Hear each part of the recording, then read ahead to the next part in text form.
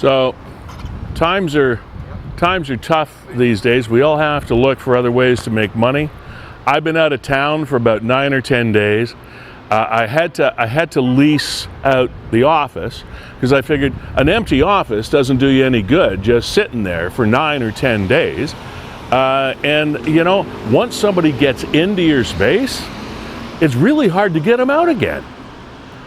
So we're starting out here on a bit of a grazy but warm, finally, Thursday afternoon in downtown St. Catharines. We are headed for Fiddler's Poorhouse, by the way, which is finally looking forward to having people inside. And there's a great Super Bowl Sunday coming up, 89-cent wings. You can get $16 pictures of PBR in here. And actually, they say if you want to come on down, you might want to just give them a call first to let them know they're coming. But you'll be able to get in for Super Bowl Sunday here at Fiddler's. For Season 3, Episode 6, I am Lee Sterry of Niagara 411 Live. We have Kevin Jack behind the camera with WeeStreem powering this production. We are fueled by Gales Gas Bars, supported by Performance Heating and Air and Verge Insurance, and got kind of a cool show coming up for you today, I think, and would love for you to join us. We're going to get in out of the grayness. It's a little bit sloppy now, but it's at least it's nice and warm today. As opposed to some of the sub-zero temperatures that we've been experiencing, or you've been experiencing. Not me, I have to admit, I was in warmer climes for a little while, and yes, you are perfectly welcome to hate me for being in warmer climes. I totally get it. We'll be back in 30 seconds. Cheers.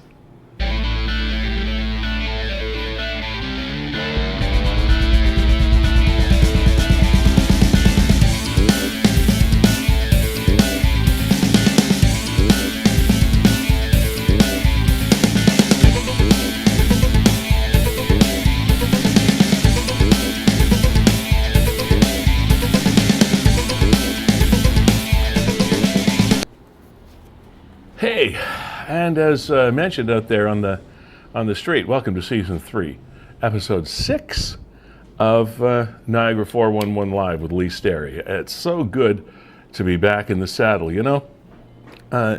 Oftentimes you say, man, I need a vacation. Well, my wife and I and some friends finally took one. The last one being back in 2019, of course. And so we took the chance, and you may condemn me for it, and that's quite of course you're right, because all of Canadians, all of Canada and Canadians, etc., are under this sort of travel advisory where they advise you to not indulge in any sort of unnecessary travel. So I thought I would address the elephant in the room right off.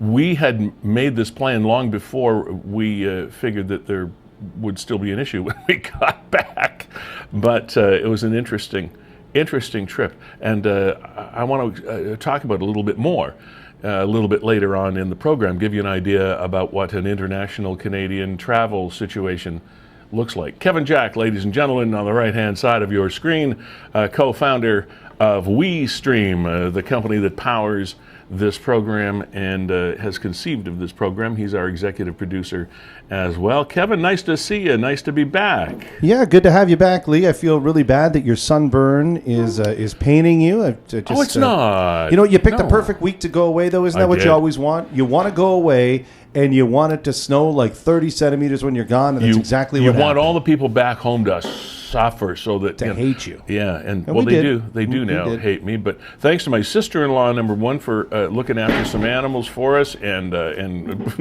doing the initial shovel out of the driveway. My neighbor came down and cleaned the mouth of the driveway after the snowplow finally went down. And I have good people that support me, so to them, thank you. Also, while I'm sending out thank yous, Polly Morris, who did the show last week, absolutely spectacular job. It was really great to watch the show and talk about the background of music, and music, of course, that I lived and loved. Eric Alper, fabulous to have him on the show again, talking about the whole Spotify thing, which we all have opinions on that, and the Joe Rogan experience. By the way, this is an aside, Kevin, we didn't even talk about this. Another company has offered, I think this came out yesterday, has offered Joe Rogan $100 million to move his show to their platform and off Spotify.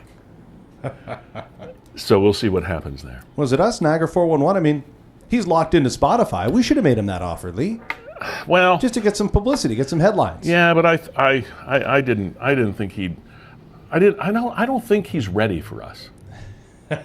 A couple of programming notes here, Lee. Want to remind everybody that the show is wide open, and it is wide open today. Yeah. We did that intentionally so Lee could tell us about all of his exploits down at the DR. So if you have anything that you want to talk about, if you want to talk about the trucker protests in Ottawa, the closure of the Ambassador Bridge, want to talk about COVID, whatever's on your mind, by all means, click on that Zoom link, and we'll take anyone. And just to let you know, Lee, that there are a couple of people right now in the Zoom room, so we should get to them in a couple of minutes.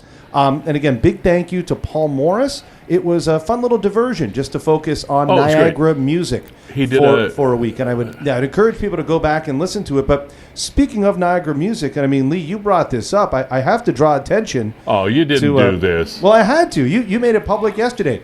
Grease Caprice.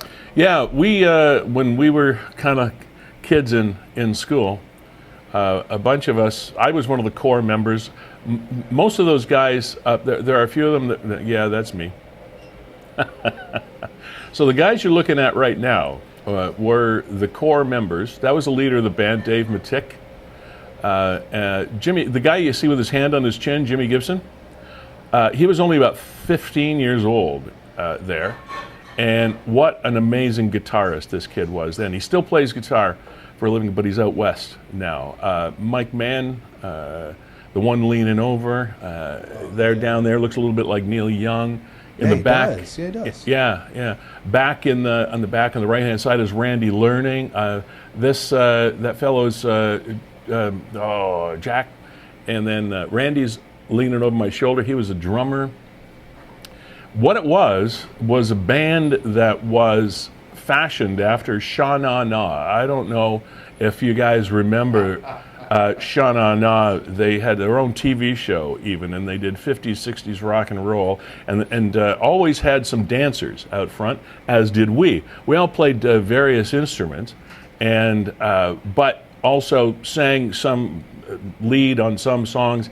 And one of the chief dancer, if you go over, that guy kneeling down right there is a fellow by the name of Bruce McCrae. He's from Chippewa, is living out on Salt Spring Island now out west, and is a world-published poet to this day. And he was sort of the chief dancer and entertainer out front. Ray Cody is the guy bending over the white tie on the far right. Really, really fun guy to have around. I think he still manages a Canadian Tire in Niagara. But I'm not sure if that's Ray or not. I think so. And then Ken Gore, who I grew up with, is right beside Ray. That fellow there. He is one of the most talented play-by-ear musicians that I have ever known. He could sing 3-part harmony in grade 3. He was that good. He could sit down after hearing a piece and play it at a piano just by hearing it once, better than the guy who originally played it. Also a fine guitarist as well. So these were young people. I played some harmonica, some saxophone, some rhythm, guitar, did some lead singing as well. These were all really, really young people who were just so talented, and I was thrilled to know them. And that shot is in front of the Niagara Falls train station on the tracks in downtown Niagara Falls. That was the shot that we used for our promotional posters that we put up at all our gigs. Now, I'll give you credit. The shot here is really cool. I mean, that looks like a great band. It was a good. Even if I do say so myself, it was a great. The name, though, I don't know. Was it just of its time? Grease Caprice? Of its time. It was of its time because it was an era when like Grease is the word is. I mean, it was even before that. It was sort of the Grease thing. Yeah, we probably could have had a better name, but they knew us around Niagara, so it was fun. So where'd you play? Like, do you remember some of the? I'm assuming some of the bars might have changed names or whatever. But we were a really popular high school dance band. We played a lot of high schools all over the GTA. Probably one of the most fun shows that we did was we played really quite an experience was the Dunville Hotel. We had a 3-day Thursday, Friday, Saturday night gig at the Dunville Hotel. Boy, that was an experience. Yeah, I spent 3 nights there one day. Exactly. One of the most fun times we had is we thought, well, we're not making a lot of money by playing in other people's places, so we rented a hall in downtown Niagara Falls, and we put on our own concert night. Sold tickets, did the whole thing. One of the sororities at the high school sold tickets for us, and all the stuff. That's and cool. And it was so much. It was so much fun. You know what? We made hardly any money, but man, did we have fun. Any recordings kicking around? No, not wow. You got nothing? Not that I'm aware of. You put that post up. Let's see if anything comes out of the woodworks. Yeah. Maybe some of those guys out in BC right now are, opening up some crates in the attic. Yeah, I see. Seeing if they got any old reel-to-reels. I see the band leader. We meet when I finally got back to Niagara, we meet once a month and grab a lunch and have a chat. And the other guys, most of the other guys are around. I think one of them has passed away, which was sad. But anyway, It's very cool. Anyway. Grease Caprice. So if anybody Grease remembers, it's the same Lee Sterry, same Grease Caprice. Yeah. Yeah, that guy right there. Yeah, it was fun. You got a slick back hair. Did you wear it like that always? Yeah. Well, in the shows I did. Yeah. Yeah, in the shows you did. Because you can't see him there, but I had the long Presley sideburns too. Nice. So now, Lee, we do have some people here in the green room, and I want to get to them in just a second. But really, just to put a nice little bow on opening up the show. So this is where you were. That's the Dominican Republic. yes, the And that's Grand us. Bahia in La Romana. Yeah. So we're the blue dot, and that's where you were. Yeah, that's where I was. Right there in the DR on the southern coast. Believe me, I felt for everybody because we were attached, of course, to the internet. Oh, very there. nice. So is this the golf course you played? Yeah. Yeah, that was the PGA course down there called Oceans 4. I know, you told me there were no flurries, but you still threw up a snowman. That's what I heard. I did a bunch of snow. We didn't, we played the Dominican. What am I missing? Advanced Stableford or some stupid rules. Mainly, what it meant is we didn't count penalty strokes. That's what it meant. Yeah, my score goes down every time. Yeah, so I shot 99. But this was the nice little resort that you were on, and here was your little private villa with a little. Looks like there's a fountain feature here. It wasn't that highfalutin. And I think I could see it there, Lee. I think I could see it right by the swim-up bar. Kevin, you can stop now. It's okay. It's all right. It looks like a nice place. It was a nice place, but people can already hate me enough without you adding to this. Hey, do you want me to bring you back? Is this it? Oh, yes, that's it. Yes. Oh, wow, Lee, that's nice. It is nice, yeah. How was the food? That's what people always ask. How was the food? You know what? I have to tell you, the food was spectacular. It was really, really good. I got it, they're not paying me to do this. Granted, some of us had a little bit of a problem here and there with a room or whatever, but that happens. It's always that. That happens. But the food, absolutely no complaints. Now, Lee, let me share this with you, but in advance, we do have somebody in the green room here. Gary, I'm just going to ask you if you can turn your camera on, because we'll be getting to you here in just a second. You know what happened when I was down there, though? I lost my very first Beau Chapeau hat. Man. Somebody down there has a really great hat. Anyway. Yeah, there's somebody walking around La Romana right now. Hey, Carlos! Yeah. They knew when I was checking out. Now he's got this. Beautiful. Yeah. Beautiful chapeau. Well, I hope he enjoys it, whoever it is. I hope so. So here, Lee, what I wanted to share with you is a great resort that many people don't know of the same family, Bahia Principe. Yeah. My wife and I went there for our... Oh, it's a big chain. For our honeymoon. It's a big chain. So here's the DR. Yeah. And right here, there's a little place called Samana. Yes. And in Samana, in the mainland... Right. There are... Where am I here? Right there. So there are a number of resorts kind of dotting... Yeah, in that little peninsula area there. Right. And then there is one resort right out there on the island. Oh, the little island, yes. Right there. You were out there? Right there. And it's called Cayo Levantado. And it is, if you're looking for not just a luxury resort, but a luxurious getaway where you really feel you've got away, yeah. Nothing beats checking in on land and being boated over to your resort. Well, I was going to say. Hey, there we go. Kudos. Performance Heating and Air Van. Carlo and the gang. You just drove by. Hey. But, nothing beats that. I mean, you're on an island. Yeah. You're on an island all to yourself. Absolutely gorgeous. Did you never feel a little bit too isolated? No. It was our honeymoon. Oh, well, yeah, say no more. Okay. All right, so anyway, the show is wide open. We've got Gary here in the waiting room, and if you want to bring him onto the show. If you want to come on, do that. Just do what Gary did. Click on that Zoom link at the bottom of the post. Gary, how are you, mate? I'm great. How are you, Lee? Welcome back. I'm good. Thank you. So, what's on your mind today, pal? Nothing. I was just wondering if Mike Cushman was on. There is another mic in the green room. Do you guys want to come on together? If that'd be great, Kevin. Thank you kindly. All right, I'll see if I can make that happen. Let's see here.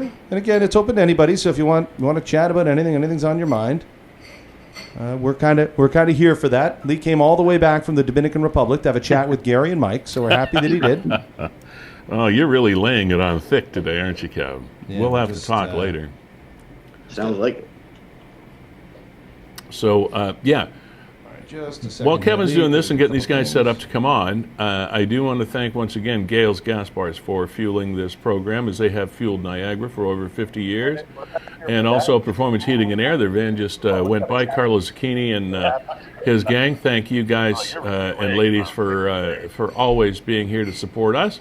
Mark Shirk, son Blake, and gang at Verge Insurance Group. Thank you. And you know what Kevin put up last week for the first time, while Paul Morris was sitting in, and again, thanks, Paul, for doing that. You did a great job.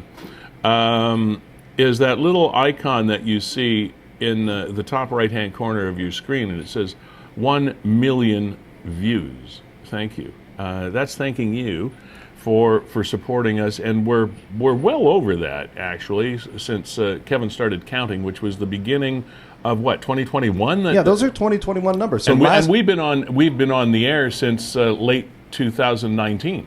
I think so, yeah. Yeah. But 2020, I think. Late 2020 we were on. Really? Yeah, the start of the pandemic. I thought we were on before the pandemic. I don't know. It's Groundhog Day. But, yeah, 1 million views last year alone. Over 1 million views of this program. So thank you very much for that. That sort of points a little bit to the value of what we have going on here. And we have, again, not to put too hard a sales pitch on it, we have one sponsorship. See that little spot right above my head? Right above there? That could be your logo. And believe me, the rates are pretty darn reasonable. Because we do have only one sponsorship. We don't load our sponsorships up like NASCAR with like 8,000 logos everywhere. There's only one spot left. And so if you have any interest in that, if you're running a business somewhere in Niagara, because we are a Niagara-focused show, hence Niagara 411 Live, figured that one out. Let us know. Get in touch with us through Facebook, whatever. Yeah, 1 million views, 3.45 million reach. Crazy. Yeah, you might have missed that going by. What that, like over 1 million views, but, and Kevin, you might want to explain this, over 3.5 million person reach. Well, I'll explain. Well, okay. It's just how many people have tuned in even for a few seconds. Couple minutes, not watch the entire program. Right, that's the comparable. Right, that's the comparable. If you go to a newspaper or radio or billboards or whatever, they don't really tell you whether or not people listen for this long or that long, or it's just, did they see your ad? Yep. And for us, that's 3.45 million. So we've had 1 million. We've had over 1 million honest to goodness views, and we've touched 3.5 million people in a year. Yeah. All right, let's get Mike and Gary here on the program. As I tune you up, it sounds like there's some. They don't really tell you. So somebody there is watching the show in the background. If you could just mute that, please. I don't know which one of you it is. I think it's Mike. There's something bleeding through. We've had over 1 million. Mike, you're watching the show, so I just need you to turn that off, okay? Yeah, because then we get sort of double clutching on our audio here. We're getting feedback from you, Mike. Here on the program. Yeah, so we're just going to have to wait until Mike can iron that out. Mike, can you hear us? I can see you there. Mike, you're just going to have to close your Facebook viewer that you're watching the show on. And again, if you like Mike and Gary, want to come on in and chat today, we've got a lot of open space. Click the Zoom link, as it says down there, in the post that you're watching right now. You'll go into what we call our Zoom room green room for the show. You won't go right on immediately. Kevin will process you, make sure you're connected and ready to rock, and we'll have a chat. All right? I think we're good to go. Okay. Okay, so guys, introduce yourselves. Gary, we had you on first. You start. My name's Gary Wilkins. I've been playing. We're not pro-development here in the Falls, Mike and I. What we are is pro, getting it cleaned up properly. And we're talking about the Siaminate land and the old YMCA land, and the land at 4500 Park Street, where we know that there's been contamination for many, many years. For years, I dumped it on them properties, so I know exactly where it is. And we have a huge concern that we have someone from the Ministry of Environment that's really not doing her research, not doing her job. It wasn't long ago, 2 or 3 weeks ago, we dropped off a big care package for her at her office on St. Paul. Okay, let me interrupt you, Gary, and let's introduce have Mike introduce himself here. Absolutely. Mike? Are you there, bud? Yeah, I'm here. Can you hear me? I can. Tell us who you are. I'm an environmentalist from Niagara Falls. I had 3 generations of cancer in my family, and my sister lost both her breasts. So I started doing research on the environment about 30 in the government back then about what was happening to everybody's health because of the Industrial Revolution and the buried toxic waste and the emissions we breathed when we were children too. Okay, Mike and Gary, both of you, Yes, sir. welcome to the show. And I know that we're talking specifically about what you two gentlemen believe went on and is going on and is the state of the old cyanamide property in Niagara Falls. Have I got that right? Yes. One of the lands, yes.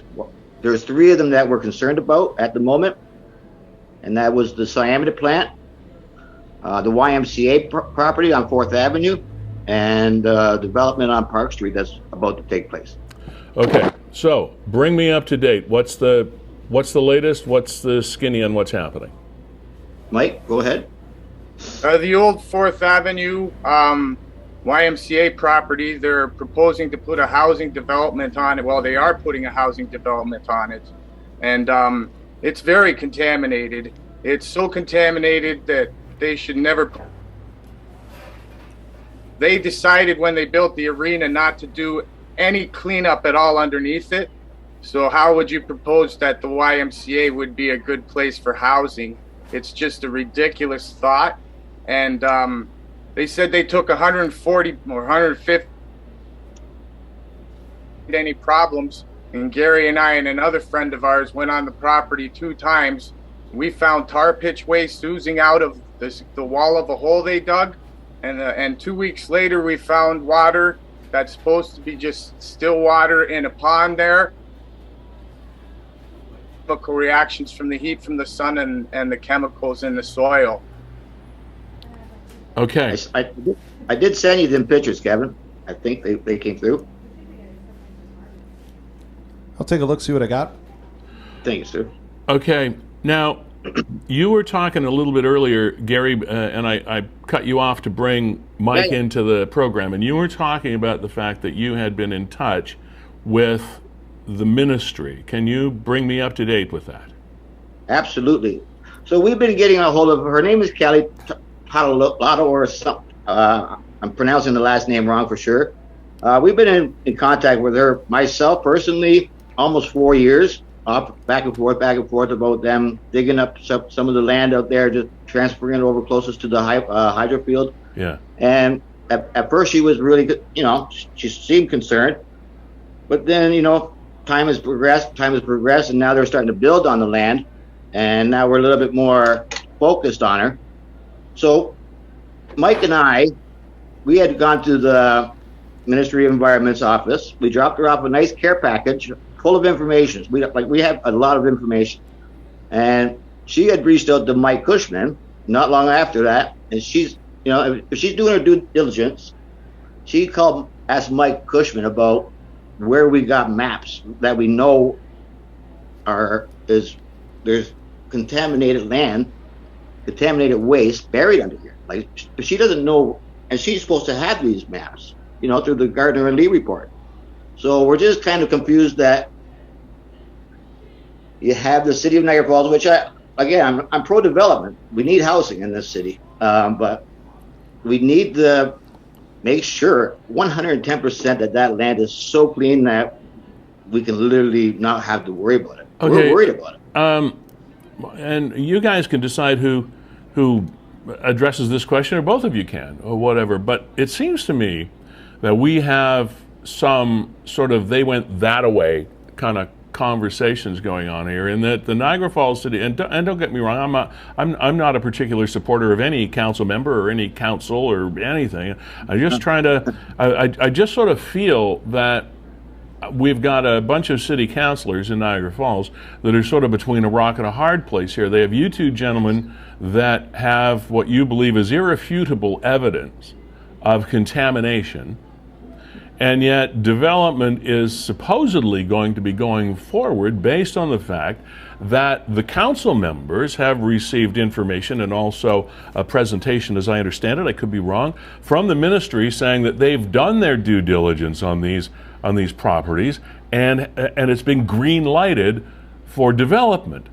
Okay, so I'm not a city councilor, but if I were, I would have a hard time trying to decide why I should go against the ministry that has supposedly here done their due diligence. You can see my confusion.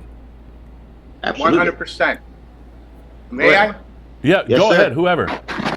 Okay, so today's are done by the private sector working for the private sector. There's no government processes here that are protecting our health anymore, because it's the private sector policing itself. When we think that something's safe, there's sector working for either the polluter or the developer. Sorry, Mike, if you could repeat Yes. that. We had a little bit of a freeze up there. If you could repeat what you just said, I'd appreciate it. Sure. Risk assessments and record of site conditions that are done today, the developers, they're not done by the Ministry of Environment or anything. So a risk assessment is hired by the developer or the polluting company, the risk assessments and record of site conditions. Now, what a record of site condition should be is the past history plus the accidents they had on the property, but they're not anymore. For instance, the last use of the property was the YMCA, so that's all they're looking at. Okay. But Well, the YMCA used to be the recreational center of the Cyanamid. And the reason that building was built was because they buried toxic waste under it, capped it with concrete, and built the recreational center. And then when the Cyanamid swimming pool closed down, they donated it to the city as the YMCA. okay, Gary, I'm still struggling a little bit here with the fact that when a report goes to city council, in spite of the fact that the private, I understand what Mike was saying, and the fact that the reports of the surveys are commissioned by private companies, but is it still not the ministry that has to sign off on the inspection before council considers development? Mike, you can have that one too. Okay. I'm more here to just say, like, I know exactly where we dumped everything. I know that we Okay. saw it on 3 different sites on that property, and we brought our concerns to city council this past Tuesday, Right. and to have our concerns, which I'm trying to explain to them, that we used to dump cyanide rail cars down that property, all the way up from Stanley Avenue, all the way down to the lower bridge. And when you are explaining this to them, cyanide, calcium cyanide, at city council, you have two of them that are just laughing at each other about this issue. This is a huge issue to us. Huge. And I understand what you're saying about the Ministry of Environment, Lee, signing up on it. Yeah. Okay, How can so there was a recent Auditor General's report that was released. Right. And the Auditor General's report stated that the Ministry of Environment in today's system is useless and inept and can't bills. And it's right in the Auditor General's report because the Ford government's desecrated the environmental protections and left it in the hands of developers and developers' consultants. City Council is being guided by consultants hired by the developer. All right. So, how was you guys made your presentations at this past Tuesday's council meeting? And again, they had your facts and your information to consider. They had the so-called green light of the ministry. What was the result of this? Where are we right now? Where are we today with this? Well, Today they're building on the site. They're building on the site. Which site are you talking about now? The old Fort YMCA right behind the arena, Okay. where they had a glycol spill just a little while ago. Okay. And are these residential places that they're building? It's Yes, 100 nothing geared to income. Okay. So it's the so-called phrase today, I guess, is affordable housing, right? Yeah, it's nothing like that. It's all just you buy. Okay. And you are, is anybody living on that site yet? Not as yet, of yet. but they will be. At this point, Lee, they're just starting to put in the sewer systems. All right, so it's just the systems are just being installed. Okay, I guess we just wait to see what happens. I'm assuming that you guys are going to keep up the pressure if you can. Are you waiting to hear back from anything? What are next steps for you two? Well, go ahead, Mike. I'm involved in everything from the Niagara region's urban expansion, all the way up to asking the federal government, because the provincial government's not protecting our environment, hence our health, Okay. and allowing the federal government do anything to help us. Okay, interesting. It's a conundrum wrapped up in an enigma. We got to go. Gary, Mike, thanks for being here. Gary Wilkins and Mike Cushman. Guys, keep us posted with what communications go on. All right, between you and either the city or the province or both. All right. Definitely will, Lee. Thank you very much. Thanks, guys. Thank you for the time. Hey, you're welcome. Thank you. Bye. Bye. See you, Mike. Bye, Gary. Your show's awesome. Thank you. We appreciate that. Kevin, I don't know. That's a tough one. I feel. I'll just say I got a little insight. We provide streaming services for. Oh yes, WeeStreem City of streams Niagara the city Falls. council. So I was actually at the council meeting where Mike and Gary were making the presentation. I understand the machinations of city council, and it's very difficult, as you mentioned quite astutely, that if council is sitting there with a report from the Ministry of Environment that says this land is suitable to be developed on for residential, Yeah. and that's the proposal that they have in front of them, what other decision is there to make? How do you as righteous as the information may be that Gary and Mike have presented to the authorities Who am and I to to the go with? council, what do you do? Yeah, how am I supposed to govern my decision? I've got the Ministry of Environment that's showing me a geological report that's all been done, supposedly above level. The and they T's say crossed, I's dotted, signed off on by the officials. How is a council, with all due respect, how is a council supposed to do anything else?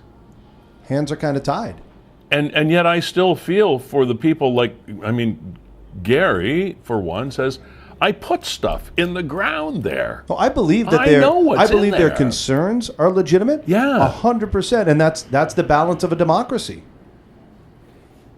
Wow. right? You make a decision, and there's always going to be people on the other side. To be honest, I don't know who's right, but I do know that I don't think council in Niagara Falls are necessarily the people that are supposed to be in the middle of these matters. No, the arbiters of these reports, et cetera, actually should be the province.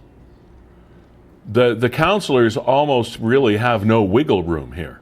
They're just listening to... If I were a developer, let me put my little entrepreneurial hat on here and say, okay, Mr. and Mrs. Councillors, I've done everything by the book that I need to do to be able to build my whatever it is I want to build on that site, as long as I meet zoning restrictions and like regulations and all that stuff. I've done everything you wanted me to do, and here's the paperwork that proves it's okay to build here.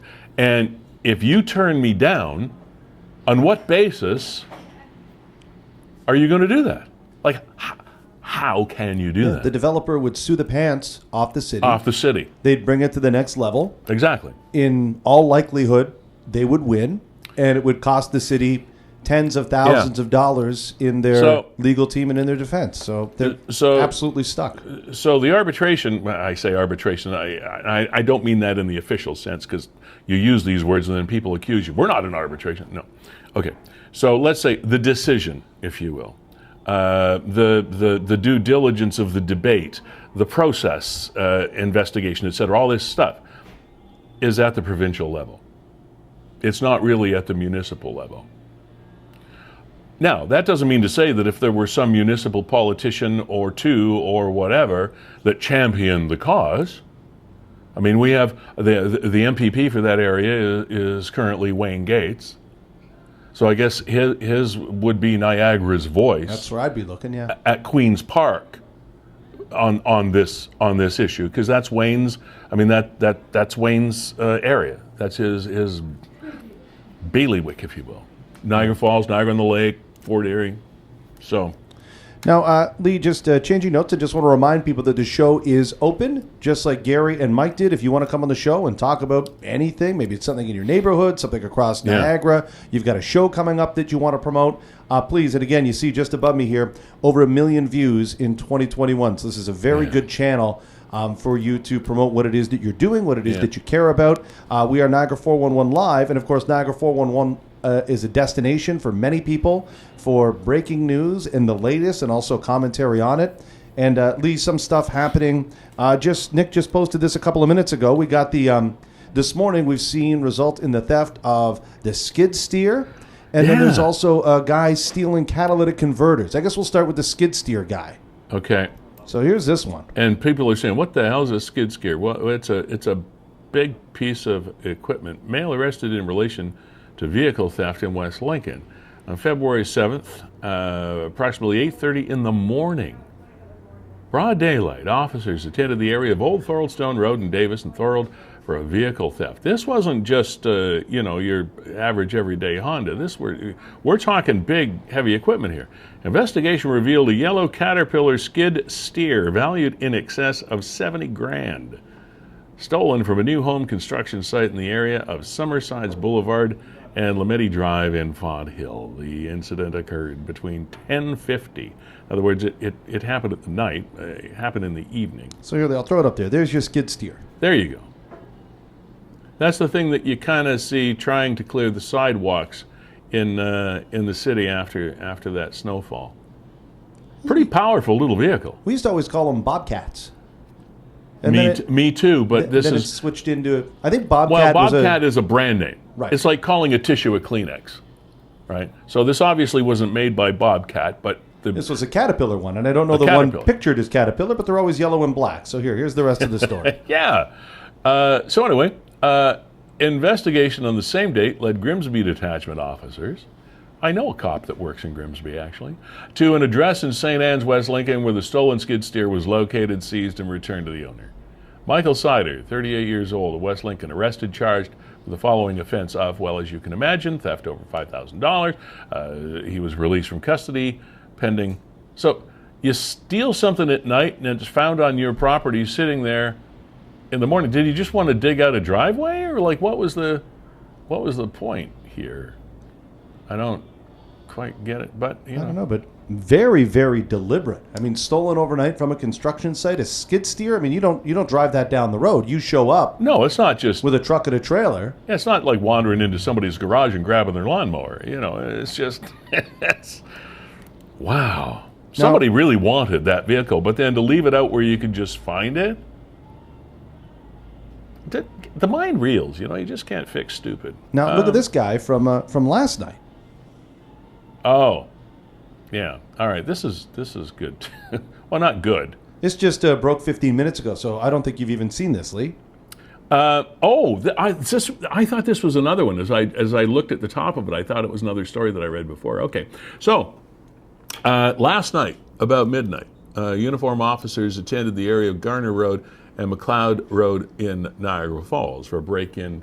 Enter in progress. Investigation revealed an unknown male was another catalytic converter one at this location. However, when officers arrived on scene, the suspect had fled on foot northbound towards Emily Boulevard. The suspect observed police and proceeded to run westbound, and a minor foot pursuit was initiated. Why am I conjuring up T.J. Hooker with William Shatner? Officers were able to locate the suspect where he was placed under arrest. As a result of search incident to arrest, officers seized 10 saw blades and 3 DeWalt battery chargers. K9 was also utilized for an article search, leading officers to a yellow DeWalt compactor. Holy cow, this guy's been at this stuff for a while. Adam Knight, 37, of no fixed address. How do you be of no fixed address when you've got... Never mind. I just won't question it. My head starts to hurt with this stuff. Yeah. How do you steal this stuff, have it at a spot, and you have no fixed address? Maybe he was stealing all the stuff to build himself a home. Right? To build himself an address. Yeah, that's what he's tried. He's tried to build himself an address. I got the DeWalt tools. I need some batteries. Oh, man. Now, the catalytic converter, I'm assuming he was just going to trade that for some building materials or whatever. But Well, the whole catalytic converter thing has been it's actually been a big deal for quite some time because what is it? It's the material that they're built with. Is it copper? I think so. So, Lee, I put up a car for sale a month and a half ago, whatever, just before the holidays. Yeah. And a guy from Toronto called me within 5 minutes of me putting the ad up and saying, "I'll be there tonight. I'll give you $1,000, sight unseen." And in talking to other people, they were 1,000% interested in the catalytic converters, and they knew that the vehicle I was selling had 2 of them. No kidding. And that's it. That's why it was sight unseen. Was this the Mini? No, this was the Lincoln Aviator. So I think it must have a dual exhaust or something. Might have 2 catalytic converters. So he knew exactly what he was looking for and said, "I'll give you $1,000 right now. I'll be there tonight." And he came with a tow truck. Just the parts. And all he was interested in was catalytic converter. Really, I think the rest of it is like whatever. If we make another $100, $200 on the rest, but I think they were going to make money on the catalytic converters. While we're talking about things like that, making deals, etc., it reminded me of a couple of scams that were posted on Niagara 411 by Nick. Yeah, and the what do gang we got? We got we've got the 2 women, and this was very close to where I live, in the north end of St. Catharines. Oh, that's right. That are knocking on doors. They were knocking on doors, and they were asking, and this woman that posted this thing as a warning, because the cop said, "Tell everybody you know about this," because she reported it to the police. I just want to tease it here because we got our trucker Dave Bennison. Oh, cool. Waiting to get on the show. All right, well, we'll tell that story. Well, and the second one is the grandparent scam. Oh, right. People got duped. Like, we're talking $11,000, $12,000. I think in total, like $70,000. Okay, but multiple victims. this poor woman here in Niagara. I know. Her entire savings. Anyway, we'll tell you that story a little bit later. Dave Bennison, our friend, he's looking a little bit more like a warlock from from Harry Potter than what he really is in his day job as a truck driver for Challenger Truck Lines here in Ontario. Dave, I know you pulled over to call us, and I appreciate that because you are our one, I guess, logical, sane voice in this whole trucker. That depends on what side of the coin you're on. I suppose. Well, let's go with that right now anyway. Yeah. So since And speaking of which, just to let you know, I'm actually live on delivery, so they're unloading me right now. okay, so actually, you're a trucker in Canada that is actually Yep. working for a living, as opposed to sitting around causing trouble. Now, but let me not put words into your mouth. Since we talked last, it was about 10 days ago or more, and you were afraid. You were afraid. Actually, well, as we've talked before, sorry, somebody was calling me, so I had to get rid of them there. So, Okay. but we, as you know, long-time driver, I cross the border every day, twice a day sometimes. So this week I've crossed twice daily, and it's been an interesting. The last time we talked was before you went on vacation, and right before this protest broke open wide, and let me interrupt you. You were afraid. Sure. This is sort of paraphrasing what your comments were at the time. Yep. You said you were afraid that, in spite of the fact that the intentions of this thing started out honorably, that at the end of the day, the people that were going to suffer because of this were the legitimate truckers in this country, and it looks like that's exactly what's happened. Exactly what's happening. Everything we talked about, we pretty much predicted right onto the tee, to the amount of people that showed up at these the protests and stuff, and things are starting to change. Some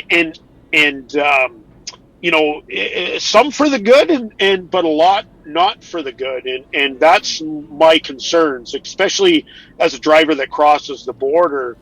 With what's going on in Windsor, and we can keep it a little bit relevant to what's happening in Niagara. So, with the blockage that's happened in Windsor, what's happening is a lot of the trucks, and this is for the Niagara people, are getting diverted now over the last 2 days to Queenston, Lewiston. Actually, should I say it's Lewiston, Queenston, which I found out you don't call it Queenston, Lewiston, and to Fort Erie at the Peace Bridge. Yeah. And what's happening is the shippers, because of, as we know, Windsor is one of the busiest truck ports for vehicles crossing trucks. Yeah. So all that freight being diverted up here. So there was massive backups last night at especially at Fort Erie. They had a lot of traffic there. Now, normally it is fairly busy on a Wednesday night, but this even compounded it even more, and so that's sort of what's happening, is that traffic's getting diverted here, and guys are getting held up. And I really feel bad for a lot of the drivers that are caught up in this. And I've spoken to drivers that were caught up in this for 7-8 hours at the bridge, and it becomes where it gets dangerous, because these guys are running out of hours. They're already fatigued if they're getting there, and then so say they've already driven 10 hours or whatever to get to the border, and now they got to sit there for another 7 to 8 hours, and then there's nowhere to go. Fuel becomes an issue too, right? Fuel, pollution. Now they talk about the pollution and stuff. A lot of people don't realize this, but most trucks after 2015 are almost zero emission. My truck that I'm in now is like a zero. So it's still a factor, but it's more of the waste, right? But for Niagara, so what's going to happen is, over the next while, as this continues, is people are going to start seeing a lot more truck traffic on the roads around Niagara. So QEW, you're going to see a lot more truck traffic, and there is potential where it becomes more hazardous, as more trucks that are out there that shouldn't be there. You know what I mean? It always makes it a more risk. You're going to have more hazmat loads coming through the area that probably wouldn't be here too. Dave, so, I know that you're not in a position to have intimate knowledge of this, but let me just get your personal opinion. How do you see this thing ending? Or when? Like, how do we get through this ridiculousness? I mean, I'm delaying your answer, but there's another GoFundMe. Their original GoFundMe account has pretty much been frozen or whatever, but they've got another GoFundMe account that has raised millions overnight, and almost exclusively from international donations, predominantly from the United States. There are other factors involved here. Oh yeah, yeah. There's a lot of stuff going on, and there is no, like, I mean, there's, I really see no easy solution. Like, if you look at it from the one side, the easy solution is Trudeau gone tomorrow. That's the easy solution from that side.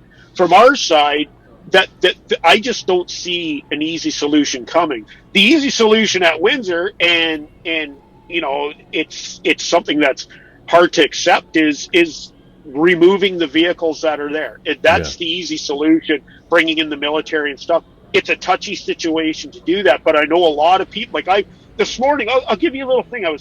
This morning I was getting fuel at a well-known truck stop in St. Catharines, and there was 5 other trucks there, and everybody had come out while they were fueling, and they were all talking about this. And all the drivers that were there are guys like me that work for companies, and they were just like, 2 guys were guys that were diverted from from crossing at Windsor, and they were just totally like, these guys were ready to get the tanks and drive them themselves. Like, that's how much it's starting to get. And I see the sentiment the sentiment starting to change, and that was my sort of thing all along, is that the longer this goes, the more, you know, the trucking industry over the last 20 years worked really hard to build up sort of the reputation of drivers and stuff, and bringing and all it takes is something like this and this is what I said before, is to go wrong, and the perception goes wrong, and the next minute that 20 years is gone. We've taken a step back. Yeah, right? These are not professional trucking industry people that deserve to be listened to. They are hooligans. Right. And I know that we're talking, and that can I clarify something with that? We're also talking about the people that created, like, the convoys and stuff. It's the actual truckers. I don't, and there's going to be the hooligan group in there, and a lot of these, I know a lot of these guys that were in this, and they're great guys, they're great drivers, but they got caught up, and I understand that, but we have to clarify that it was the initial, group of people. It was a political group that started this to get political fame, and they're getting it. Like it, and it is happening. But it's unfortunate that this could still get uglier as it goes. Okay, I asked you a question before, and then I didn't let you answer. So sure. I'll ask it, and then I'll shut up. How do you see this ending? Right now, I see it ending. Well, it's a hard question to ask. I don't see it ending anytime soon. Like I said, the one way it ending is if Trudeau came out tomorrow and said, and that would make that group happy, but that isn't going to happen. That's just not going to happen. No matter what they do, I think the ending is going to be, they're going to have to go soon, or they're going to have to bring in military power or something like that to get this to come to a resolve, which might even spark something else that's even worse. And that's the edge we're playing on right now. That has potential dangerous results and overtones to it. It's almost a tough one to win. Dave, thanks for joining us. Again, I know this is a debate that we could have over a burger and a beer, and it would go on for hours. But just remember, the freight is still getting through. But my other thing is that the longer this goes on too, Lee, is it's not hurting the trucking companies. It's not hurting the shippers and the receivers and that. What it's going to hurt the longer this goes on is you, the public that are at home. Exactly. When the grocery bills go up, when you're paying $2 a liter. Remember, everything that you own by is brought by a truck. We always say the only thing a truck doesn't deliver is a baby. And everything else is brought by a truck. And all those things, the longer this goes on, will drive that. And the people that suffer the most, the rich people can afford all the increases. It's the poor people down the line that are going to actually suffer. And the people that are actually creating this are going to suffer as well. And so it's really not doing anybody any good. If you want to get rid of Trudeau, put this kind of effort in and vote him out in the next election. That's what you have to do. And that's what I've been saying. And boy, did I ever get attacked for saying that. But hey, I got to take that play. Hey, Lee, just before you go, Yes, can sir. I ask? I want to play. Can I play host for a second? I want to ask you, Okay. because this kind of ties in, Okay. and I'll go off air. Your trip that you did, I'd love to hear, like, all the protocols that you had to go on your trip down, like Yeah. what you had to do. You know, I will and glad- I'd love yeah, to hear I that came prepared. explanation, because it'd be- Yeah. I came prepared to do that if we had the time. I didn't want to make the whole show about me, but it was an interesting experience. So yeah, Dave, I'll try to. Before the end of the show, people would like to hear that. Yeah, before the end of the show, I'll try to walk you through it. Awesome. All right. Anyway, thanks for having me on, Lee. And as they say on The Mandalorian, this is the way. All right, lad. Take care. Thanks. Have a good one. Safe travels, Dave. Yeah. Thank you, sir. You're welcome. Yeah. Now, Lee, I just threw out there and love Dave Bennison's perspective on this as a truck driver, as an international truck driver. Far more insight than you and I could ever have. Now, of course, the Ambassador Bridge, right? That's grabbing everybody's attention now. It's one thing to peaceful protest outside of Parliament in Ottawa, but now you're blockading the bridge. This is getting pretty serious. Oh, yeah. Gretchen Wilson is the governor of. Sorry, I want to say Gretchen Wilson. It's not Gretchen Wilson. Gretchen Wilson is a singer. Gretchen Whitmer. Yeah, I knew you were close, though. She released this statement this morning, and I don't know if you can read that. Yeah, I can. My message is simple. Reopen traffic on the bridge. In Michigan, our economy continues to grow because of our hardworking people and innovative small businesses.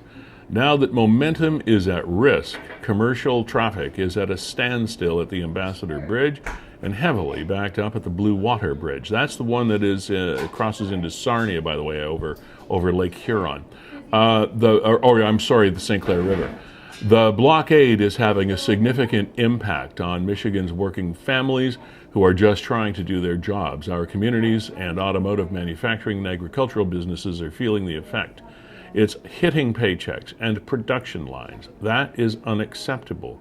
The Ambassador Bridge is the busiest land border crossing in North America, used by tens of thousands of commuters and truck drivers carrying hundreds of millions of dollars of goods every day.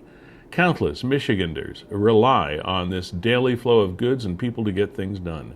It is imperative that Canadian, local, provincial, and national governments de-escalate this economic blockade. They must take all necessary and appropriate steps to immediately and safely reopen traffic so we can continue to grow our economy, supporting good-paying jobs and lowering costs for families. Michigan Governor Gretchen Whitmer. Well said, well spoken, well written, and I don't know how you could disagree with her sentiments, because that's happening here. It's not just the Michigan plants that are suffering, the Canadian ones are as well. And we heard earlier today, Kevin, that the Ford plant in Oakville has been halted because of the lack of supplies. Had to cancel 2 shifts today, and I'm assuming that'll bleed into tomorrow and maybe into next week as well. Lee, while we're on the topic, can I address one thing? You hear from a lot of the supporters of the trucker protest about how mainstream media isn't reporting it properly. And there's one thing I just want to put out there, whether they are or are not, think about what you're looking at. Mainstream media, and both you and I have histories in legacy media. Long history. Everybody right now in Canada that is working in mainstream media had to get vaccinated to continue working. Mm-hmm. And you're expecting a sympathetic ear from these people about your protest for not having to get vaccinated to continue working. I don't want to say that there's inherently a bias, but think about that. Mainstream media all had to get vaccinated to continue working, and you're protesting that exact same thing. How do you think your voice is going to be welcomed? That's true. And yet, Kevin, on the heels of that statement, which I totally agree with, the mainstream media, MSM, we're now a meme. We're an MSM. Well, not us, but the other guys. The guys we used to be.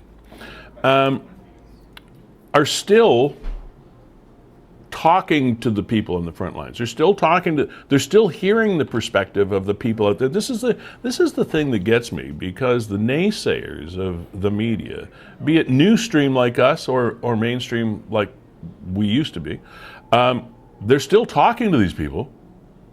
Their message is still getting out there. But then again, their message is often double clutched. For example, this I heard early today or late yesterday over mainstream media. One of the spokespeople for the hierarchy of this protest had said, I think Toronto's missing out on some of the fun. He was being a real bombastic piece of work. And he said, we're going to move out of Ottawa. Don't worry, Ottawa. We're going to move out of Ottawa. We're heading to Toronto. But that was totally wrong. Then the mainstream media actually went to the head guy and said, is this true? So they asked the question. He said, no, it's not true. We're staying in Ottawa. It's just a game. So that's how they see this. I've seen it's just a game. So Lee, just to give you an idea, I got ill-advised. I got into a little back and forth on Facebook last week or whatever. Oh, you didn't? Did you engage? I know. And somebody put up the stats, the current hospital stats, vaccination rates for people in Ontario, and just so you know, here's where it currently stands for people 18 years and above. Yeah. Over 91% of people in Ontario are at least double vaccinated. Yeah. So when you start talking about these people and saying you're in the vast minority. And if you look at the issues, and I'm not saying that all of their actions are correct, that they should be closing restaurants. I think that was a poor move, that they should be, affecting salons and gyms. I don't think any of that stuff worked. But that said, right.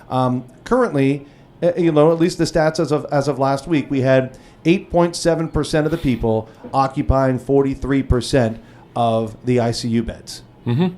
There's the problem. Our government is responsible for our hospitals. The American government is not. So things are going to be a little different with how they're handled here and handled there. Absolutely. We love our public health care system, but if I would have to say one of its failings would be a pandemic. Yep. And we're going through that now for the last couple of years. Dave asked me a question when we were chatting, and I thought might be interesting to talk about it now, just from one man's experience as an international Canadian traveler. And we had to, before we left, follow all the protocols, which we did. You're coming back from the Dominican Republic. We were coming back from the Dominican Republic, but before we went, we had to make sure we had that ArriveCan app on our phones. We had to follow the specific protocols of filling it out to a particular point, because you needed, in order to use the information to come back, you had to update that information and have it submitted within 72 hours of your return.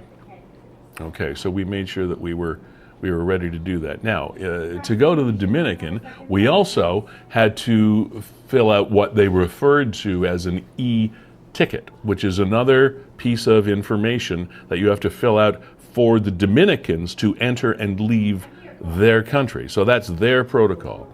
And so we did that. We printed it out. You didn't need to print it out, but we did. We kind of like to have hard copies as well as the electronic in case something happens to go wrong and you can't make connections or whatever. It's kind of good to have that piece of paper, and it's got a QR code on it and the whole thing. So we had that.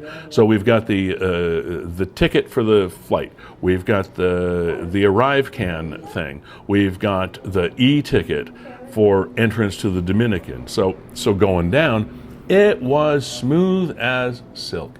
Kevin, we've been through the Punta Cana airport before, and it's been a goat show. This is before COVID, and we've been in this cattle call like a couple times before. This time, smooth as silk, absolutely no problem. They didn't even ask us. We were already in the system. They didn't even ask us for the go through. So look at the passport. Out you go. All right. So flash forward now to the fact that before we come back, we have to get a PCR COVID test within 72 hours of our flight departing the Dominican to come into Canada. Okay, that's fine, that's cool. We made all of our appointments as a group so we could all go there, and made sure that if one of our party needed a hand, there was somebody there to give them a hand. And so we got our PCR tests, and then and we tested negative, which is cool. So then, it was the whole nasal swab thing, just and it was on the resort. They have they have what they call the Prono lab there that does the testing, and within 24 hours you get your result. And once again, it's there on your phone for you to use coming back into the country. Okay, fine, cool. So we're good to go. We come back, and we had to show my passport was almost worn out because from the time we got off the shuttle from the hotel to getting on the plane, I think we had to show our passport and our documentation no fewer than 4 times. So they were very, very thorough before we got on a plane to come back to Canada, which is good. Totally fine. And they also said that, like they, meaning the officials, et cetera, that were speaking for Canada, for us to come back, that we could be chosen for another random COVID test after we disembarked from the plane when we got to Toronto. Okay, fine. And you could pre-register for that. And the registration process is quite onerous. We didn't do it because we thought, what are the chances that we're going to get picked? Whatever. Because we got everything. We got the double vax, and we got the thing, and we got the paper. We got more papers than I'm sure Washington, D.C. has of the White House. I mean, we got all this paper. So anyway, and the electronic files to boot. Okay, so we're on the plane, off we get, and everything's going fine.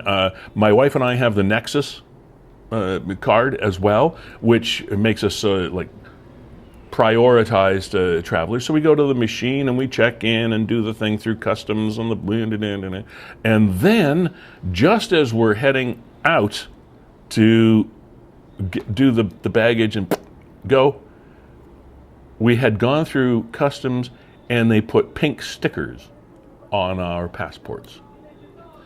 And there's a person checking your passport before you're allowed out into the population. And anybody with a pink sticker, you got to go get a test. So out of 10 people that were in our party, we went with a bunch of friends that we've known forever. And out of 10 people, 10 pink stickers. So this tells me that they don't particularly trust the PCR tests that we're getting at the resorts. And that's fair ball. I mean, okay. And we did think that the swab was a little quick. Like, when you get it here and it goes up, it feels like it's tickling the back of your head.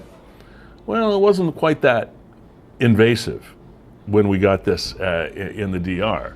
So we thought, okay, they're probably doing this because they're not sure they trust the tests from down on the islands. Fair ball. But anyway, for about 5 minutes, I got to tell you, for about 5 minutes, I almost felt like being a member of the convoy because it was really starting to get old.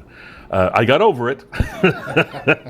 But, and they had, the thing that was amazed, so we were all in this line, once again, hundreds of us with pink stickers on our passports had to get a test on Tuesday night after flying for that time, and we were a little exhausted, et cetera. All we want to do is grab our bags and go home. But anyway, they take and there's a girl trying to register you as you walk with your bags. They're trying to move you along, and you've got to now register for the test. So you're doing this thing on your phone, and it's like you're trying to tap your head and rub your belly at the same time and keep plates spinning and move. It's crazy. So then they give you your little kit, and these are all young people that are doing this. I don't know how many people get employed at that one airport, but there had to be at least 50, 60 people employed in this. And then you've got the nurses and stuff behind the curtain over here. Once you get your little kit, now you got to go over there to get the test, and they do this swab up the brain thing, and say you can go back in and find out your results, or we'll send them to you in 3 days. So then we're gone and out. So that was an extra hour onto the thing. And you know what? I really felt like it was overkill. And today, to follow up, so that answers Dave's question about what you go through. But I think we were on the tail end of that process, because as I understand it, when I was coming in to do the show today, I heard that there was going to be a press conference. It may have already been done. There was going to be a media conference. And they felt, the mainstream media, the people that don't do their jobs very well at all, like ever, they're all skewed. But the mainstream media was reporting, because actually they do have tunnels of information they do know things.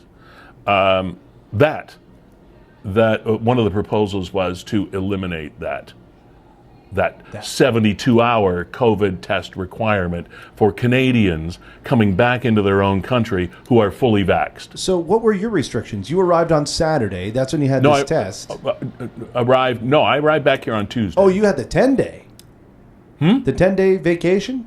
Yeah. Oh, good for you. Yeah. So you came back Tuesday. You had the test at the airport on Tuesday, and then... And now I don't know. Oh, so you still don't know. But I was negative down there. Oh, no, I get it. You've had negative after negative after negative, right. And I guess you get the results from that tomorrow or something like that? Tomorrow, the next day. Whatever. Did you have any restrictions in the interim? Obviously not. I mean, you're here. No. So, okay. No. All you had to do is fill out in this thing and arrive can.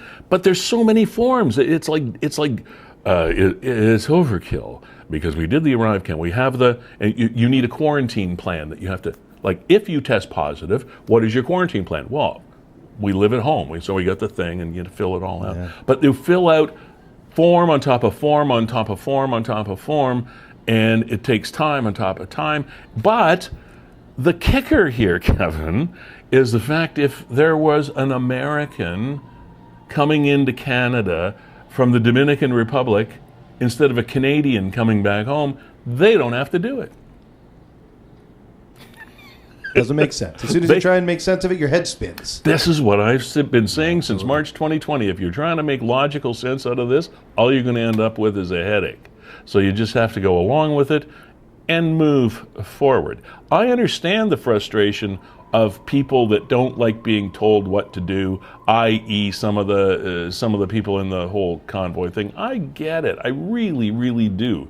But they're talking about freedom, and they are impinging on the freedoms of the citizens of these communities in which they are doing this. They're not doing it to the politicians. The politicians have their limousines and their planes and their helicopters, and they're not being so inconvenient. If they don't like the sound of the horns, they can go anywhere they want to go on the government dime, our dime. It's not doing anything to harm them. The people that are blocking the Ambassador Bridge and the Blue Water Bridge, and who knows what's eventually going to happen. It might start to infect the bridges here, the Lewiston Queenston, as Dave told us we have to call it now, the Rainbow, the Peace Bridge, whatever. It's not affecting the politicians. It's not hurting the government. It really all it's doing is hurting us. So get the hell out of the way. Just go away. Just go. If you don't like it, live in another country. Vote, as Dave said, vote out the government. I know, and I don't. I just, what I don't really, get about it, and they talk about the attacks, and Lee, I echo everything that you've said. Is this and the attack on mainstream media? If I went home ridiculous. Now and there was a trucker blocking my driveway, but he was handing out free hot chocolate, I don't care. Like, oh look, we're playing road hockey and we've got bouncy castles and we're cleaning the streets. I don't care. Get off my driveway. Yeah, get away from me. I don't care. You can give me as many hot chocolates as you want. You are the ones that are impinging on my freedom. If you're in my city, well, I'm in St. Catharines, doesn't bother me. Okay, I've been to Ottawa. I like Ottawa. I have people I love and visit in Ottawa. So get out of their lives, man. Now, Lee, I want to put this out there. Anyway, we got some IKEA furniture that we're trying to get a hold of. And Burlington has been sold out. You are an IKEA guy, aren't you? Oh, yeah. They've been sold out for like 6 or 8 weeks. All right. But it is available at the IKEA in Ottawa. Good luck. So, well, I'm wondering whether or not there would be anybody with the capacity of hauling that is coming back from Ottawa towards this region that might actually want to make a couple of bucks. So if there's a trucker up there, if you can swing by Ottawa and you're coming, or you can swing by the IKEA in Ottawa and coming Kevin, back, I could use some shelves. Well, and you haven't been making any money for a while. See, I'm trying to help. Lee. So Kevin's trying to pay you to bring him some IKEA crap back from. You're already there. From Ottawa. Now, do these people, Kev? I know this is a rhetorical question because you don't know, but I don't know either, so I'm going to ask it anyway. The people that are up there aren't making a dime, except for the fact that they've got yet another GoFundMe thing that is being invested in from people outside the country more than inside the country, and apparently they've now raised more millions of dollars. Do they expect to all get a kickback or a share of this? Is this like a class action suit where they divvy up the spoils, or like a pirate ship at the end of the day? Hey, we got that hidden treasure and you get some. Like, what the hell is it all about, man? Follow the money. No idea. Follow the money. Yeah, we had this discussion as a group when we were down to the DR, and these are close. We've known these people for like 40 years plus, and they all do different things around Niagara and have done. Some retired, some not. And the fact is, somebody said around the table, it's not about money. And then one of the guys made it very clear, and I totally agreed with him. It's always about money. It is, make no mistake, these are no altruistic freedom fighters that are out to give up their life and liberty for the cause. Come on, it's always about money. So follow the money, find out who's getting it, find out who benefits. It's always, my friends, about money. And if you get sucked into it because somebody's telling you that it's not about money, sorry, you're the dupe. Not me, and not them. If you don't think this is about money, you are dreaming. It's always about money. And certainly they don't give a crap about you or your safety or your health or your kids or their school or whatever it is. They're not freedom fighters, kids. They're not. They are impinging on your freedom. You've always had your freedom of choice. You don't have to get a vaccination. And most of the truckers, most of the people that are up there don't need to get a vaccination. All of the trucking companies, none of the trucking companies that actually have any profile in this country have a problem with it. They all say, hey, our drivers are all vaccinated and double vaxxed and triple vaxxed and booster vaxxed and whatever it is. They're all good. And if we have somebody that isn't, like Dave said earlier, we just send them on routes within the country. They don't need to be vaxxed to travel in the country. Like, this whole thing is smoke and mirrors, and it's a witch hunt. Sorry to use a Donald Trump phrase. I vowed I'd never do that. With no witches. I didn't expect to get this emotional, Kevin. I just thought I'd talk about the experience in a very calm. That is the topic way. du jour, and if you want to see how far-reaching this is, I was doing work for Fertilizer Canada. Who knew that there's Fertilizer Canada? Yep, I did not know there was such a thing. And talking to university-level experts, researchers from around North America, and one of them said that, and this is a guy from the prairies out in, I think, University of Saskatoon, saying that he was on a call earlier this week with another doctor, PhD level scientist from Kenya. Yeah. And the guy in Kenya asked him about the protest in Ottawa. The topic was not raised. He said in Kenya, it's global. They're getting reports. Yeah. And this is a guy just telling me, yeah, this happened to me just yesterday off the cuff. I read a story about the fact that there is this has infected New Zealand even. There's a so-called convoy in New Zealand. Before any more time goes by, because I know we're nearing the end of the program, we teased a couple of scams earlier. Which one do you want to go to first? Let's do the phone charging scam. The two women. This wasn't far. This was in the Linwell Niagara Street area of St. Catharines, which is about a 2-minute drive from my house. And this was pretty creative. And this woman, I would have loved to have talked to her, but we didn't have enough time to reach out to her. And this was posted by the woman that this happened to. FYI, 2 women are knocking on doors in the north end of St. Catharines attempting to get into people's houses to charge their phone, quotes, claiming they are stranded and can't get a cab. It appears as though they waited for my husband to leave in his vehicle before knocking on our door. Thing is, I was on my way out with my kids, called them a cab, and it arrived in 5 minutes. They didn't get in the cab. A car showed up minutes later to pick them up. Police have been notified but have suggested that I share this with the community so that people do not allow anyone they don't know into their homes. This was in the area of Walker's Creek, Linwell and Niagara at about 7:30 in the evening.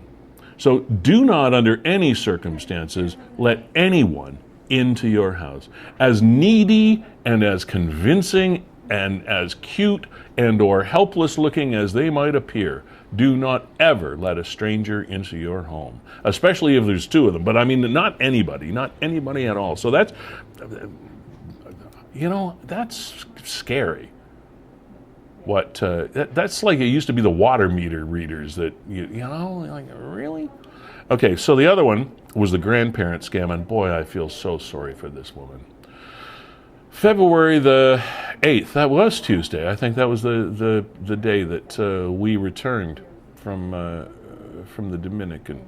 Uniformed officers attended a North End Niagara Falls home for a fraud call for service. This really breaks my heart, Kevin. It honestly does. No, it does. 76-year-old woman. The initial investigation determined that on Wednesday the 2nd at 11 in the morning she got a call. No call display on her phone, because older people often don't have that feature and don't care or whatever. Or it's a block call or whatever. From a male who said, "Hi, Grandma." The unknown caller sounded like her family. The male, claiming to be the victim's grandson, stated that he was in his friend's car with his friend and had been stopped by the police. An alleged search of the vehicle resulted in a substantial drug seizure and the arrest of the vehicle's occupants. The male on the phone stated that he needed $12,000 in cash to be released from jail. The victim was advised that an Officer Henderson would arrange a courier to pick up the money at the victim's residence in the city of Niagara Falls. The victim was instructed to call the scammer when the money had been acquired. On Wednesday, the victim attended a local bank, withdrew $11,000 in brackets, which is all of the money that she had. All of the money that she had in her life. At approximately 1 p.m., the victim called the phone number she had been provided to notify them of the withdrawal. 30 minutes later, an unknown male attended the victim's residence, collected the money, $11,000, without incident. She just calmly handed over $11,000. The victim advised police she was busy attending to her ailing husband and did not pay much attention to the description of the male that picked up the money. However, they believe it's a white male, 25 to 30 years old, about 5'10", thin build, white long jacket. The investigation has been assigned to detectives from the NRPS Central Fraud Unit. To date, victims have had more than $70,000 stolen with this style scam. An additional $24,000 involved attempts where the victims realized it was a scam and didn't send money. Man. What kind of low life are you? I mean, we talked about stealing a skid steer and stealing catalytic converters, but I get that, but preying on the weak and I mean, a lot of that is elderly. Insurance as well and stuff. But here's a 76-year-old woman, and just hands and you say, well, she must have been an idiot. Well, no, she wasn't an idiot. She believed that her grandson was in trouble. She was one of our vulnerable members of society, and these scammers, as ridiculous as it sounds to say a detective is going to show up at your door to pick up $12,000 or $11,000 to get your kid up, as silly as that might sound. And it is out there. But these people are very, very, very good at what they do. They're really good. They're con artists to the extreme, and they are very good at what they do. And I don't hold any. I don't point any fingers at this woman at all, because she's 76 years old. She's looking after her ill husband. She gets a call from her grandson. She's totally beside herself as to how. Yeah, I'll get the money. Just sure. So I would say, Lee, if you're watching the show now, have that conversation with your parents or grandparents. Everybody. Let them know that these things are out there. And hey, listen, if you get this call or whatever, just don't call me. I have friends. I mean, you and I are from different generations. I have friends that fall into almost that age bracket that could be duped by things like this if they're not being careful. And man. Anyway, just wanted to make good on our promise to talk about those stories. Now, Lee, we're almost wrapped up here. We're going to feature some music from Brooke Georgiano coming up in just a second. But wanted to throw this out because it was a busy night last night for the NRP. We've talked about a lot of what's been going on. Yeah. And Nick had this up here from this morning, but pretty serious crime. One man arrested, another wanted for stabbing in Niagara Falls. February 9th, of course, last night, Niagara Falls uniform officers responded to an assault call on Arid Street near Drummond Road in the city of Niagara Falls. Officers arrived on scene, found a male victim in his 30s, suffering from stab wounds. Was treated at the Niagara Emergency Medical Service, paramedics, for what was believed to be life-threatening injuries. The victim transported to a local hospital and then to an out-of-region hospital for further care. Wow, this must have been serious. The initial investigation by officers determined that approximately 6:30 at night, two male suspects went to a home on Arid Street in the Falls. They were allowed into the home again. While in the home, they began to repeatedly punch the victim. One of the suspects then held the victim while he was stabbed by the other, multiple times with a knife. Suspects ran from the scene after the attack. K-9 unit also involved, but they were unable to locate the suspects. The investigation assigned to two district detectives. As a result of the investigation, officers were able to identify the two suspects. Good, that was quick. A short time later, one of the suspects was arrested in Niagara Falls. The second suspect has not been located. Peter William Charles Baker, 36, of the Falls, has been arrested and charged with the criminal offenses of et cetera, et cetera. And there's the guy they're looking for. And that's the guy they're looking for. They know who he is. So if you know who this guy is, Patrick Charles Klein, 49, of Feulled. There he is right there. That's a dude. So there was obviously some sort of personal vendetta going on there. Yeah, looks like a nice guy. Oh, yeah, salt of the earth. But, I mean, that's a brutal assault. And one guy held him down while the other guy stabbed him repeatedly? And before we go to our musical guest, I want to give my condolences to Paul Pender, his family.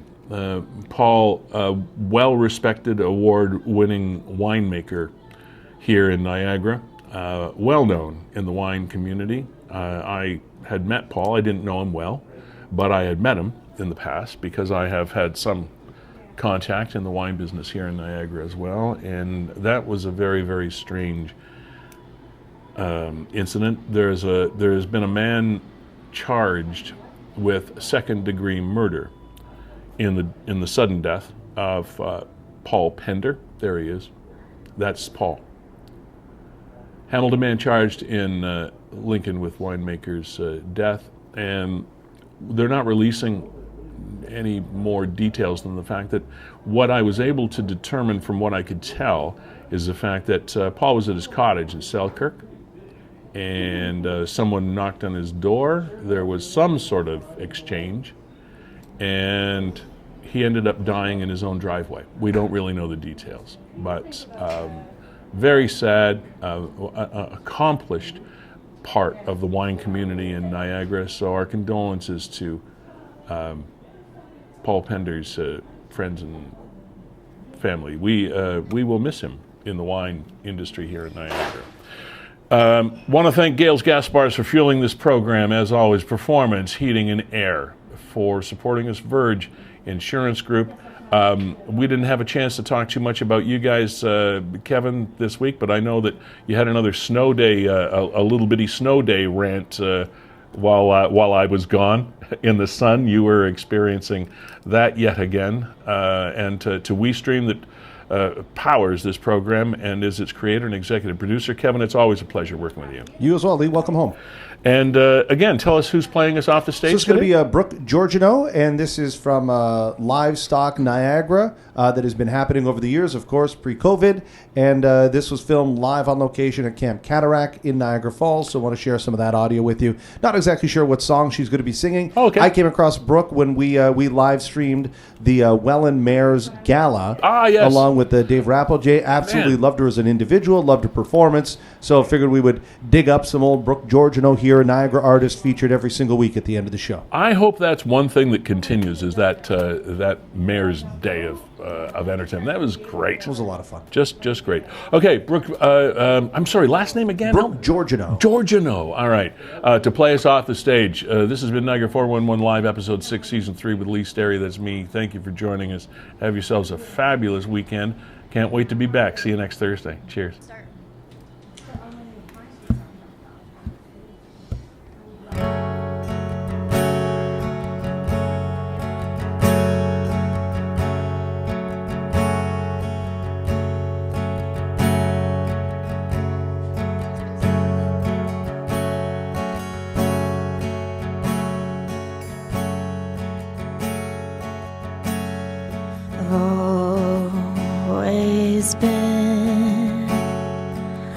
Always been able to feel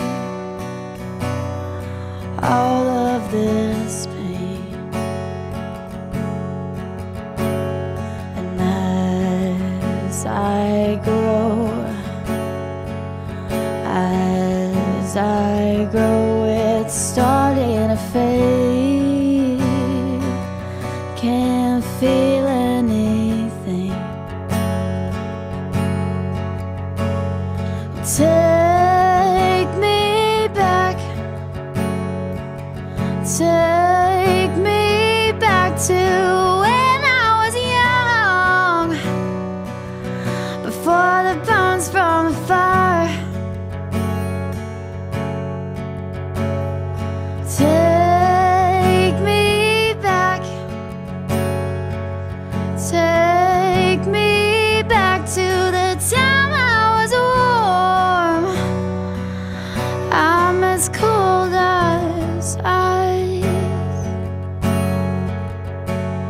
'cause all of my scars, all my scars, all my scars don't hurt anymore, anymore, anymore. 'Cause all of these scars, or these scars, or these scars don't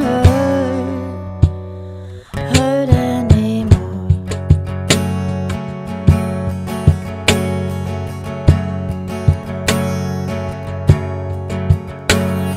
My heart is gone.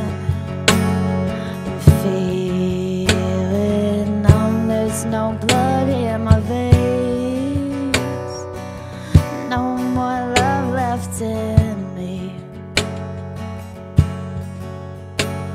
As time goes by, I realize I'm gonna have to change, get on my knees and